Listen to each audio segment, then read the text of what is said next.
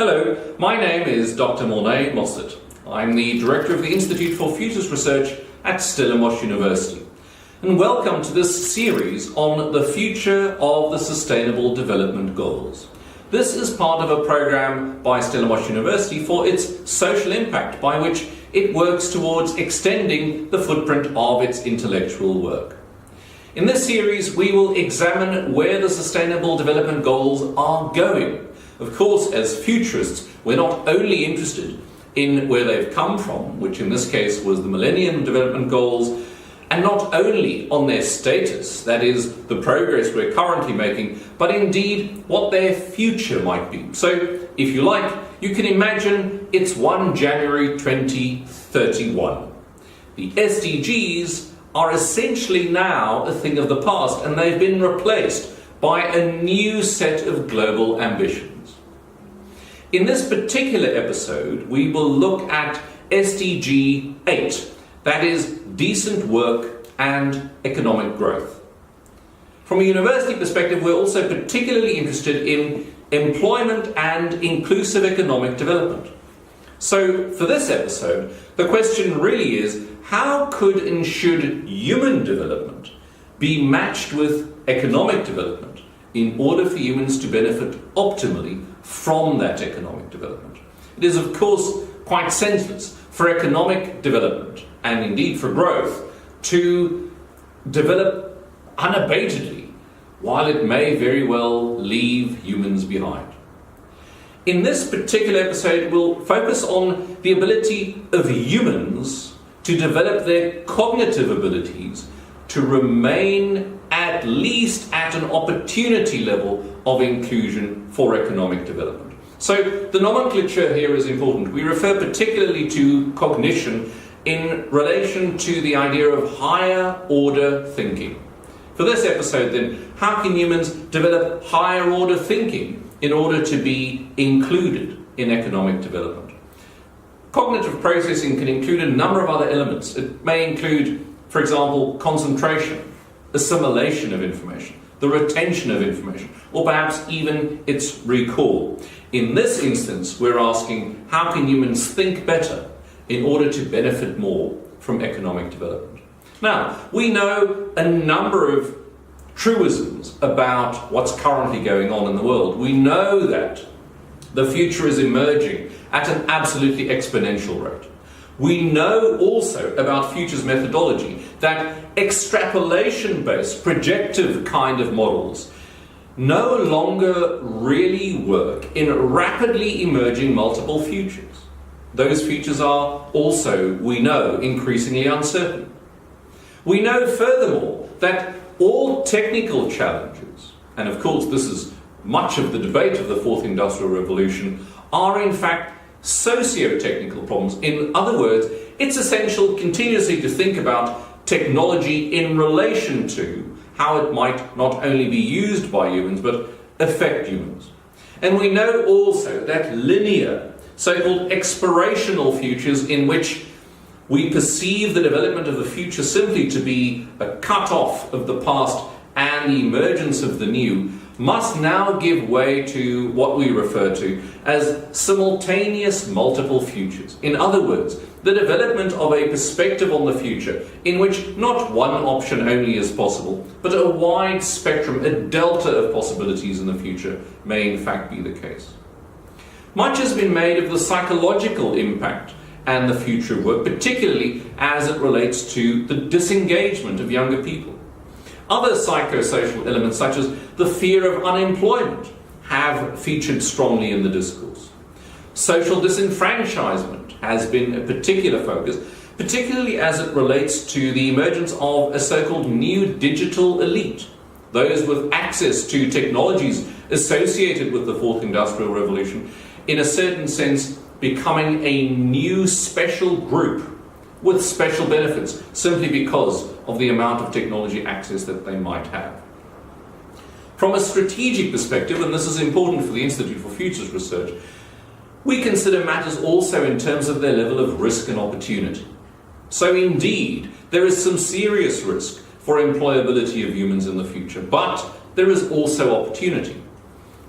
In this case, we focus particularly on the opportunity that human cognition presents for inclusive economic development. Now, the idea of human cognition is often juxtaposed with the idea of artificial intelligence. That is the idea of machine learning and indeed machine thinking. And so the question is, can human cognition compete with machine learning? Well, one of the dilemmas then is, how do we in fact outperform the humanoids? Well, in my submission to you here in this episode, the threat of obsolescence of the human intellectual capacity to its anthropoid locums in extremely extended career paths, in fact, I think is misplaced. This idea of a looming Armageddon type battle with android proxies, I think, misses a very important strategic point. One of the key questions we ask clients in strategic facilitation is, how is the strategic landscape asymmetrically structured in our favor? Let's assume that the landscape is asymmetrical, but how is it asymmetrically structured in our favor? Now, it is clear that machine computational abilities by far exceed human computational abilities, but let's apply that same question to humans. How is the strategic landscape asymmetrically structured in favor of humans? Well, the perhaps rather unsurprising answer is that humans best compete where humanoids will struggle, in the art of being human. That means that humans must shift the competitive landscape towards this finer, agile, fluid art of humanity, rather than being drawn into the rigid science of approximating the behavior of instrumentation. So the unique composition and the functional and also the imaginative fluidity of the human intellect, in the context of really a rapid foreshortening of horizons for decision making, within the broader context of high-speed, high-impact scenarios, may in fact present its distinctive competitive advantage in the future of work. Now, a number of very specific competencies for intellectual development have emerged, and these competencies may indeed aid the transition to facilitate greater inclusion of humans in the economic development of the future. And I'll mention just a few of them. The first, in our view, is what we refer to as a new value chain of imagination, anticipation, creativity, innovation, and agility. In other words, since the Second World War, there's been a hyper-specialization of skill. And as a result, humans are now competing with machines on a hyper-specialization. But humans have the ability for much more systemic strategic awareness. And that value chain must include, in our view, the ability for humans to think in an imaginative way, to anticipate some of the opportunities and risks, think creatively for the creation of new competitive advantages, then to innovate, that means also to commercialize, and then to respond with agility to its environment. The second competitive advantage of humans is the idea of a purpose-driven curiosity, supported by lifelong learning. Purpose-driven curiosity, in other words, the idea that I have a purpose. Machines do not have a sense of purpose. They have only a functional purpose. And for that reason, motivation for humans may be driven much more aggressively by purpose. And then curiosity. If we accept the premise that things are changing all the time, humans must remain constantly curious.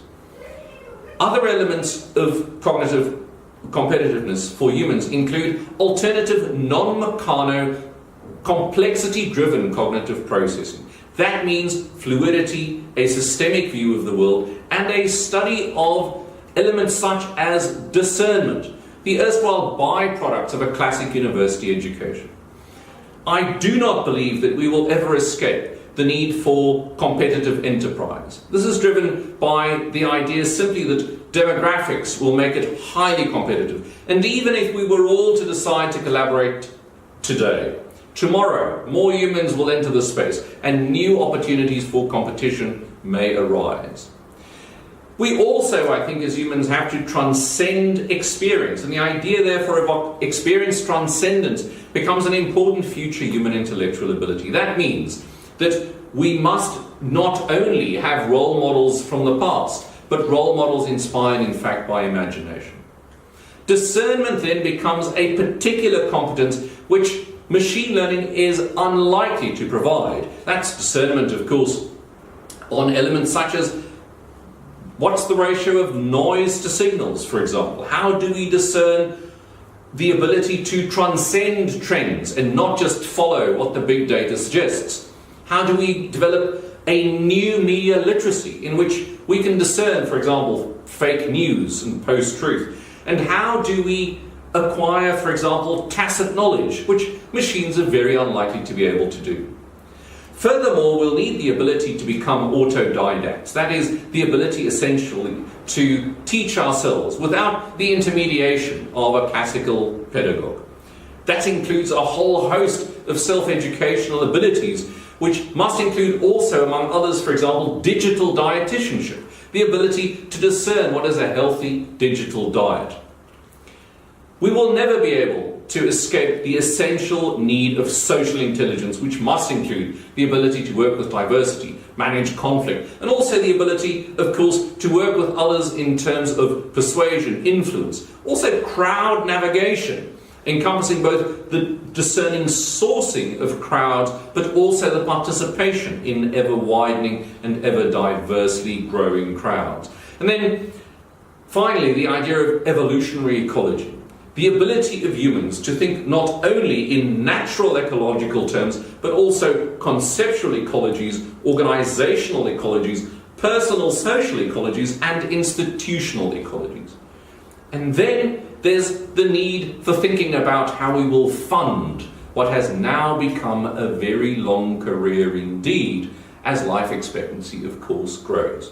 And in another episode, we will look at the particular funding requirements that may emerge as a result of this whole suite of cognitive competencies that humans need to develop. So, it is indeed so that the robots are coming. But humans have particular advantageous dispositions in the future world of work.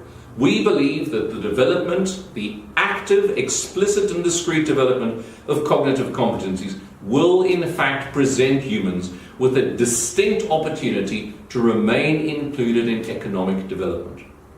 In this way, the future of the Sustainable Development Goal of economic development and indeed decent work for humans within that economic development increases its probability of success.